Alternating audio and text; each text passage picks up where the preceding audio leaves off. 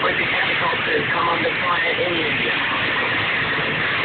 The American helicopters were being used over the country for the first time. They attacked Libyan military targets in Braga, but were fired by Colonel Gaddafi's forces before returning safely.